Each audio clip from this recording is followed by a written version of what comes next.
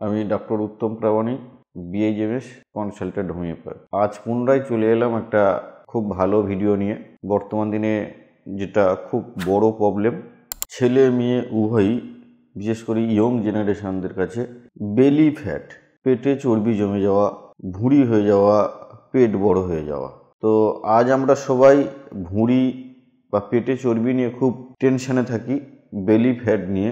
আমি আজকের আপনাদেরকে টিপস দেব যে বেলি ফ্যাট কেন হয়, কি কারণে হয় এবং কি কি খাদ্য খেলে বেলি ফ্যাট থেকে মুক্তি পাবেন, কি কি এক্সারসাইজ করলে বেলি ফ্যাট থেকে মুক্তি পাবেন এবং কি কি এর ওষুধ রয়েছে সেগুলি আজকের এই ভিডিও থেকে আপনারা জানতে পারবেন। ভিডিওটি লাস্ট পর্যন্ত আপনারা দেখুন, আশা করছি আপনাদের অনেক উপকারে আসবে। যদি আমার এই ভিডিওটি ভালো লেগে থাকে আমার এই চ্যানেলটিকে সাবস্ক্রাইব করুন নিচে দেওয়া সাবস্ক্রাইব বাটনে। এখন বেলি ফ্যাট কেন হয়? বেলি ফ্যাটের প্রধান কারণ বয়স বৃদ্ধি। বয়স বৃদ্ধির সাথে সাথে একটা আমাদের তখন যে আমরা যে লম্বা হওয়াটা আমাদের তখন স্টপ হয়ে যায়, তখন আমাদের পার্শ্ব দিকে বৃদ্ধি হতে থাকে। তো তখনই আমাদের পেটের মধ্যে চর্বিগুলো জমতে শুরু করে। হাত পা ঠিক আছে, কিন্তু পেটটা একটু ভুঁড়ি হয়ে যায়, সৌন্দর্য নষ্ট হয়, নিজেকে ছোট মনে হয়, নিজের যে গ্ল্যামার সেই গ্ল্যামারটা অনেকটাই কমে যায় পেটের মধ্যে চর্বি বা মেদ হয়ে যাওয়ার জন্য, পেটের মধ্যে ভুঁড়ি হওয়ার জন্য। তাই আজ এই চর্বি কিভাবে কেন হয়, প্রধান কারণ হলো যে বয়স একটা ফ্যাক্টর।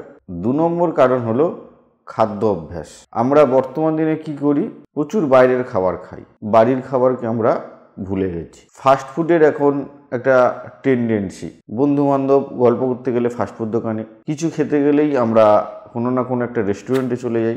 এই খাদ্য অভ্যাস বড় কারণ হলো এই পেটের মধ্যে চর্বি জমা। আরেকটি বড় কারণ হলো বড্ড বাঙালি আমরা, খাদ্য রসিক, খাবার খেতে ভালোবাসি। ঘুরতে ফিরতে আমরা তেল জাতীয় খাবার বেশি পছন্দ করি, তেলে ভাজা খাবার আমরা খুব খাই। এই তেলের ভাজা এবং তেল, চর্বি এগুলি আমাদের পেটের মধ্যে জমা হতে থাকে, যার ফলে পেটটা বড় হয়ে যায়, ভুঁড়ি হয়ে যায়। আরেকটি বড় কারণ কি না, অ্যালকোহল। একটু বয়স বৃদ্ধির সাথে সাথে আমরা অ্যাডিক্টেড হয়ে পড়ি অ্যালকোহলের উপরে। এই অ্যালকোহল বেশি পরিমাণে খেলে সেই অ্যালকোহলের টক্সিন আমাদের শরীরের মধ্যে জমা হয়। সেই টক্সিন নানা রকম আমাদের শরীরের এফেক্ট করে। তার একটা বড় কারণ হলো অ্যাবডোমিনাল ফ্যাট বা পেটের মধ্যে চর্বি বা ভুঁড়ি হয়ে যাওয়া। দেখবেন যারা একটা সময় খুব সুন্দর ছিল, ইয়ং ছিল, অ্যালকোহল খেতে খেতে নিজেই বুঝতে পারছে না, চোখ মুখ ফুলতে শুরু করেছে, হাত পা ফুলছে, তার থেকে বড় কথা পেটটা অনেক বড় হয়ে গিয়েছে। আরেকটি বড় কারণ হলো স্মোক। এই প্রচুর পরিমাণে স্মোক করছি, অনেক রাত্রি জাগরণ হয়ে যাচ্ছে, রাত বেশি জাগছে। খাওয়ার একটা নির্দিষ্ট নিয়ম আছে। আপনি যখন খাচ্ছেন, এর আগের ভিডিওতে আপনারা দেখে থাকবেন আমার, যে উপোস করা উচিত কি অনুচিত সেখানে দেয়া রয়েছে, পারলে ভিডিওটি আপনারা দেখে নেবেন। যে যখনই আপনি খাচ্ছেন রাতের ডিনারটা, কত সময় গ্যাপ দিয়ে আপনি ঘুমোতে যাচ্ছেন।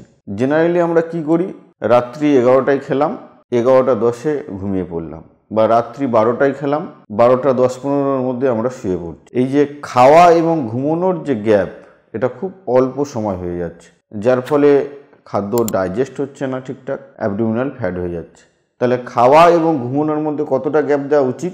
সায়েন্টিফিক নিয়ম অনুযায়ী খাওয়া এবং ঘুমানোর মধ্যে মিনিমাম 2 ঘন্টা গ্যাপ দেওয়া উচিত। কিন্তু আমরা বর্তমান দিনে জীবনপথে চলতে চলতে আমরা লাইফস্টাইলটা এমন হয়ে গিয়েছে, আমাদের কর্মব্যস্ততার মধ্যে থাকতে থাকতে আমরা খাওয়ার সময় ভুলে গেছি, এবং খাওয়া ঘুমানোর মাঝে যে গ্যাপ, সেই গ্যাপ হয় নাই বললেই চলে, খুব বড়জন ম্যাক্সিমাম আধ ঘন্টা। কিন্তু খাওয়া এবং ঘুমানোর মাঝে যদি আপনি 2 ঘন্টা গ্যাপ দিতে পারেন, আমি আপনাদের কথা দিচ্ছি আপনার ভুঁড়ি অনেকটাই কমে যাবে। আরেকটি বড় বিষয় কি না, যদি আপনি 9টার মধ্যে ডিনারটা করতে পারেন, সময়টি আরেকবার খেয়াল রাখবেন, রাত্রি 9টার মধ্যে ডিনার করলে কি হবে তাতে না, ডাইজেশনটা ঠিক হবে, খাদ্য হজম ঠিক হবে, ব্লাড সার্কুলেশন বাড়বে পেটের মধ্যে, যার ফলে ভুঁড়িটা অনেকটাই কমে যাবে। তাহলে রাতে কটার মধ্যে ডিনার করবেন? রাত্রি 9টার মধ্যে। আরেকটি বিষয় খুব গুরুত্ব সহকারে বিচার করবেন, যে রাতের খাবার কখনোই ভারী খাবার খাবেন না। রাতে প্রচুর পরিমাণে রেড মিট খেয়ে ফেলছেন, সঙ্গে অ্যালকোহল খাচ্ছেন, সঙ্গে স্মোক করছেন, দুনিয়াতে কেউ আপনার এই অ্যাবডোমিনাল ফ্যাট কমাতে পারবে না। কারণ আপনি রেড মিট খাচ্ছেন রাত্রিতে লেট করে ঘুমাতে যাচ্ছেন এবং তার সাথে অ্যালকোহল খাচ্ছেন, স্মোক করছেন।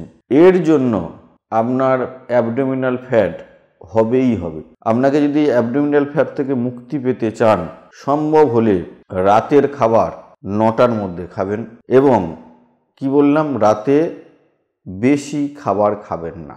রাতে পেটটাকে একটু খালি রাখবেন। রাতের খাবার পেট ভরে খাবেন না। সম্ভব হলে রাত্রিতে একটু ড্রাই ফুড খাবেন। রাত্রির খাবারে ভাতটা না খেলে খুব ভালো। যদি রাত্রিতে আটা আর রুটি খেতে পারেন তাহলে কিন্তু আপনার পেটের ফ্যাট কমবে। অনেকে আবার ময়দার রুটি পছন্দ করে। ময়দা যদি আপনি খান, আপনার পেটের মধ্যে কিন্তু ফ্যাট হবেই হবে। আপনাকে ময়দা জাতীয় খাবারকে অ্যাভয়েড করতে হবে। আরেকটি বড় কারণ, বাঙালিরা বড্ড মিষ্টি প্রিয়সী। মিষ্টি খেতে বাঙালিরা খুব পছন্দ করে। চিনি, এই যে মিষ্টি, বাঙালিরা খাদ্য রসিক, বাঙালি মিষ্টি খুব খায়। এই যে চিনি জাতীয় খাবার আপনি খাচ্ছেন, চিনি শরীরের মধ্যে ফ্যাট অ্যাবজর্পশন প্রচুর করে। যদি চিনি জাতীয় খাদ্য বেশি পরিমাণে খেতে থাকেন, আপনার কিন্তু ভুঁড়ি হবেই হবে। আপনাকে ভুঁড়ি কমাতে হলে মিষ্টি জাতীয় খাবারকে অ্যাভয়েড করতে হবে। মিষ্টি খাওয়া যাবে না। অনেকের একটা ব্যাড হ্যাবিট আছে, সকালবেলা ঘুম থেকে উঠে দুধ চা এবং বিস্কুট, দুধ চা আর বিস্কুট খাওয়ার একটা বদ অভ্যেস বাঙালিদের মধ্যে তৈরি হয়েছে। বেড টি, আমি বলছি ওটা বেড টি না, ওটা হচ্ছে ব্যাড টি। বেড টি নয়, এটা ব্যাড টি, মানে খারাপ। কারণ সকালবেলা খালি পেটে আপনি যেই ময়দার জিনিস বিস্কুট আর দুধ সঙ্গে চিনি, এই তিনটে প্রোডাক্ট শরীরের মধ্যে বিষ আকারে প্রবেশ করলো আপনার স্টোমাকের মধ্যে। এই তিনটে প্রোডাক্টই আপনার ফ্যাটকে বাড়িয়ে দেবে। প্রচুর পরিমাণে পেটের মধ্যে ফ্যাট হয়ে যাবে। তাহলে সকালে উঠে কি খাবেন? ডাক্তারবাবু প্রশ্ন জাগতে পারে। সকালে উঠে প্রথম আপনাকে যেটা খেতে হবে সেটা হচ্ছে প্রাকৃতিক খাবার, ন্যাচারাল ফুডস, ফল। সকালবেলা উঠে আপনি বেদানার জুস, সকালবেলা উঠে আপনি মুসম্বির জুস খান, সকালে ঘুম থেকে উঠে আপনি কমলার জুস খান। চেষ্টা করবেন সকালবেলা ঘুম থেকে উঠে ফলের জুস খেতে। যদি সম্ভব না হয়, সবার ক্ষেত্রে ফলের জুস খাওয়া সম্ভব নয়, কাঁচা ছোলা খান। সকালবেলা ঘুম থেকে উঠে চিনি, দুধ, বিস্কুট খাবেন না। আপনাদেরকে করজোরে মিনতি, যদি পেটের ফ্যাট কমাতে চান, সকালবেলা ঘুম থেকে উঠে দুধ, বিস্কুট খাবেন না। তাহলে খাবেন কি? কাঁচা ছোলা খাবেন। যদি সম্ভব হয় কাঁচা ছোলা, একটু লেবু, একটু শসা, একটু গাজর, সমস্ত কিছু মিশিয়ে একটা স্যালাড বানান, সেই স্যালাড খান। প্রথম খাদ্য যেন প্রকৃতির খাবার যায়, যে খাবারের মধ্যে সূর্যের সমস্ত শক্তি বর্তমান থাকে, সেই খাদ্য প্রথম গ্রহণ করুন। যার ফলে কি হবে? আপনার শরীর তরতাজা হবে, মন সুস্থ থাকবে। আর সকালবেলা যদি আপনি ওই সমস্ত ব্যাড টি খেতে থাকেন, তাহলে সারাদিন মন খারাপ, আপনার পেট খারাপ, আপনার গ্যাস, অ্যাসিড, অম্বল বাড়বে। আমার আরেকটি ভিডিও রয়েছে, খুবই ভালো ভিডিও, গ্যাস অম্বল থেকে মুক্তি কিভাবে পাবেন। ওই ভিডিওটি আপনারা সম্ভব হলে দেখবেন, আপনাদের অনেক উপকার আসবেন, গ্যাস অ্যাসিডিটি থেকে মুক্তি পেয়ে যাবেন। এখন পেটের ফ্যাট, তাহলে এই সমস্ত যদি খাদ্য খেতে থাকেন তাহলে পেটের ফ্যাট কিন্তু বাড়বে। আরেকটি বিষয় খেয়াল রাখবেন, আমরা জল খেতে ভুলে যাচ্ছি। সারাদিনে জল খাই নাই বলতে গেলে চলে। কেউ 1 লিটার খাচ্ছে, কেউ 1.5 লিটার খাচ্ছে। এই যে 1 লিটার 1.5 লিটার করে জল খাচ্ছেন, তাতে আপনার খাদ্য ঠিকঠাক মতো হজম হচ্ছে না, ডাইজেশন হচ্ছে না। আর ডাইজেশন না হওয়ার জন্য আপনার পটি ঠিকঠাক পরিষ্কার হবে না, আপনার ওজন ধীরে ধীরে ধীরে ধীরে ধীরে ধীরে বাড়তে থাকবে। তাহলে পর্যাপ্ত পরিমাণে জল খেতে হবে। আর কি খাবেন না? সব থেকে বড় বিষয়, বাঙালিরা প্রচুর পরিমাণে ভাত খায়। ভাত মানে কার্বোহাইড্রেট। এই কার্বোহাইড্রেট জাতীয় খাবার খেলে, যত বেশি কার্বোহাইড্রেট জাতীয় খাবার খাবেন, আপনার পেটের মধ্যে তত বেশি ফ্যাট জমা হবে, তত বেশি আপনার ভুঁড়ি হয়ে যাবে। ভাত খুব অল্প খাবেন, সবজি খাবেন বেশি। ভাত দিনে একবারই খাবেন, কখনোই কোনোভাবে 2 বার ভাত খাবেন না। চেষ্টা করবেন ভাত একবার খাবেন, এবং সীমিত পরিমাণ খাবেন। তাহলে কি পেট খালি রেখে খাবো? খিদে লাগলে কি করব? ভাতের পরিবর্তে সবজিটা বেশি খান, ভাতের পরিবর্তে ফলটা বেশি খান। একটা জিনিস আপনারা ভুলে যান, হয়তো জানেন যে খাদ্য আমরা কেন খাই? পেট ভরানোর জন্য, মুখের টেস্টের জন্য, না শরীরকে বাঁচানোর জন্য? অ্যাকচুয়ালি খাদ্য আমরা খাই শরীরকে বাঁচানোর জন্য। শরীরে শক্তি উৎপন্ন হয় খাদ্য খেলে। তাহলে খাদ্য খেলে তো পেট ভরে না। কিন্তু আমরা বাঙালিরা কি করি না, খাদ্য খাই মুখের টেস্টে, পেট ভরানোর জন্য। কিন্তু খাদ্যের মধ্যে কি থাকে? শক্তি থাকে, ক্যালোরি থাকে। আপনাকে চুজ করতে হবে যে কোন খাদ্যের মধ্যে বেশি ক্যালোরি রয়েছে, কোন খাদ্যের মধ্যে শক্তি বেশি রয়েছে। সে হয়তো মুখের টেস্ট নেই, পেট ভরবে না, কিন্তু আপনার শরীরের মধ্যে শক্তি উৎপন্ন হবে। যে কারণে আপনি খাদ্যটাকে গ্রহণ করছেন সেইটা সম্পূর্ণ হবে। যে খাদ্য খেলে পেট ভরে, যে খাদ্য খেলে মুখের টেস্ট বাড়ে, সেই খাদ্যটা খাদ্য নয়। যে খাদ্যতে শরীরের উপযুক্ত শক্তি উৎপন্ন হয়, শরীরের মধ্যে ক্যালোরি তৈরি হয়, সেই রকম খাদ্যকে আপনাকে চুজ করতে হবে। আপনি যদি তেল জাতীয় খাবার খান, মশলা জাতীয় খাবার খান, আপনার টেস্ট হবে, পেট ভরবে, কিন্তু শরীরের শক্তি খুব বেশি উৎপন্ন হবে না। কিন্তু আপনি তার পরিবর্তে যদি ফলের জুস খান, পেট ভরবে না বা মুখের টেস্ট হবে না, কিন্তু আপনার শরীরকে সুস্থ রাখবে, পেটের ফ্যাট জমতে দেবে না। তাহলে কি করবেন? সেই সিদ্ধান্ত সম্পূর্ণ আপনার।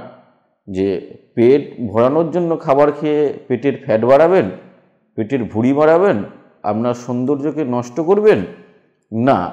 যে খাদ্য খেলে আপনার মুখের টেস্ট নাই হোক বা পেট নাই ভরুক, কিন্তু শরীরের মধ্যে শক্তি এবং ক্যালোরি উৎপন্ন হবে, যা আপনার মনকে সুস্থ রাখবে, শরীরকে সুস্থ রাখবে, তাহলে অবশ্যই সেই খাদ্য গ্রহণ করবেন যে খাদ্যের মধ্যে উপযুক্ত পরিমাণ শক্তি রয়েছে এবং ক্যালোরি রয়েছে। আমরা বাঙালিরা মশলা জাতীয় খাবার খেতে বড্ড পছন্দ করি, কিন্তু মশলা জাতীয় খাদ্য বেশি খাওয়া যাবে না, ডাইজেশনের প্রবলেম হবে। এ তো খাদ্য নিয়ে অনেক কথাই বললাম, আমার ভিডিওটি দেখে নেবেন কোন কোন খাদ্য খাওয়া উচিত। আমার একটা স্পেশাল ভিডিও রয়েছে, সেটা দেখবেন। এরপর আসি আমরা এক্সারসাইজ। যাদের পেটের ভুঁড়ি হয়ে গেছে অলরেডি, যাদের হয়নি তারাও এইটাকে মনোযোগ দিয়ে শুনুন। যাদের পেটের ভুঁড়ি অলরেডি হয়ে গিয়েছে কি করবেন? অবশ্যই সকালে আর্লি মর্নিংয়ে কিন্তু আপনাকে উঠতে হবে। ভোর 5টা থেকে 6টার মধ্যে ঘুম থেকে উঠতে হবে। ভোর 5টা থেকে 6টার মধ্যে ঘুম থেকে ওঠার পর 1 গ্লাস জল খাবেন, পারলে হালকা ঈষৎ গরম জল খেতে পারেন কিংবা নর্মাল ওয়াটার খেতে পারবেন। খেয়ে আপনাকে minimum 30 minute free hand exercise করবেন, শরীর থেকে যেন ঘাম ঝরে। আমার উদ্দেশ্য হলো রাতে বা সারা দিনে যে পরিমাণ খাদ্য আপনি গ্রহণ করেছেন, মানে যে পরিমাণ ক্যালোরি আপনার মধ্যে গেছে, সে কার্বোহাইড্রেট, প্রোটিন, ফ্যাট, সেটাকে বার্ন করা, সেটাকে খরচ করা। আপনি হয়তো সারাদিন অফিসে বসে কাজ করেন, তাহলে আপনার হাঁটা চলা হচ্ছে না। যে পরিমাণ কার্বোহাইড্রেট, প্রোটিন, ফ্যাট আপনার শরীরের মধ্যে গিয়েছে, সেটা শরীরের মধ্যে জমা হচ্ছে। আপনাকে ছুটতে হবে।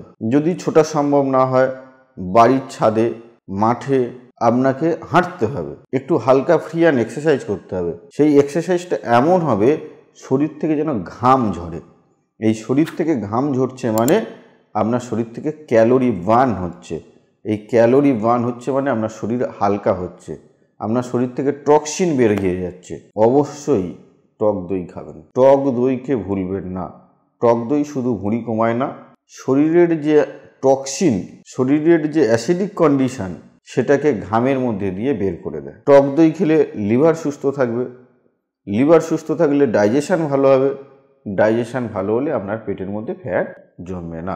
অবশ্যই আপনি কাঁচা ছোলা খাবেন, শসা খাবেন। আর একটা বিষয় খুব মনোযোগ দিয়ে আপনারা শুনবেন, পারলে কিছু অ্যাবডোমিনাল এক্সারসাইজ রয়েছে পেটের, পারলে একটু ডন দিন 20 বার, একটু জগিং করুন 10 মিনিট। আপনার পেটের মধ্যে ব্লাড সার্কুলেশনটাকে বাড়ান। ব্লাড সার্কুলেশন বাড়লে আপনার ডাইজেশন ভালো হবে, কার্বোহাইড্রেট, প্রোটিন, ফ্যাটগুলো ডিসলভ হবে, আপনি তাড়াতাড়ি রোগা হয়ে যাবেন, স্লিম হয়ে যাবেন, আপনি সুস্থ হয়ে যাবেন, আপনার মনের মধ্যে কোনো হীনমন্যতা থাকবে না। এরপরে আরেকটি কিছু কারণ রয়েছে যার জন্য ফ্যাট বাড়ে।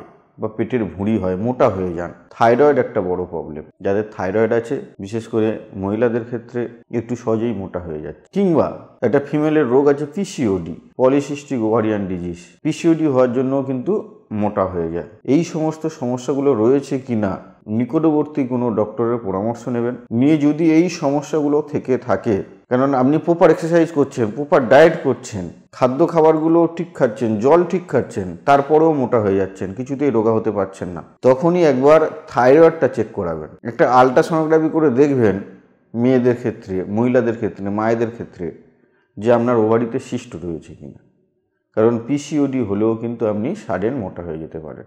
সেক্ষেত্রে আপনি প্রপার ডায়েট ফলো করলেও রোগা হতে পারবেন না, তখন আপনার ওষুধ খেতে হবে, মেডিসিনের সাহায্য নিতে হবে। হোমিওপ্যাথি ডাক্তার হিসেবে আমি বলছি, আমাদের বহু ভালো ভালো হোমিওপ্যাথি ওষুধ রয়েছে থাইরয়েডের ক্ষেত্রে কিংবা পিসিওডির ক্ষেত্রে। যারা মাসিকের সমস্যায় ভুগছেন, যারা সাদা স্রাবের সমস্যায় ভুগছেন, আমার ভিডিওটি রয়েছে, দেখে নেবেন, আপনাদের বহু উপকারে দেবে।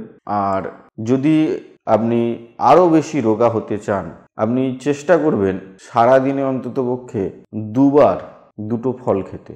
যদি সম্ভব না হয় একবার হলেও একটা ফল খাবেন। আর অবশ্যই এক্সারসাইজ করবেন। আর প্রথমে যেগুলো বলেছি, যে অ্যালকোহলকে দূরে রাখবেন, স্মোককে দূরে রাখবেন, ফ্যাট ফুডকে দূরে রাখবেন, রেড মিটকে অ্যাভয়েড করবেন, মিষ্টি জাতীয় খাবারকে অ্যাভয়েড করবেন, চিনি জাতীয় খাবারকে অ্যাভয়েড করবেন, আর ময়দা জাতীয় খাবারকে আপনি অ্যাভয়েড করবেন। তাহলে খুব তাড়াতাড়ি রোগা হয়ে যাবেন। ভালো থাকুন, সুস্থ থাকুন। নমস্কার।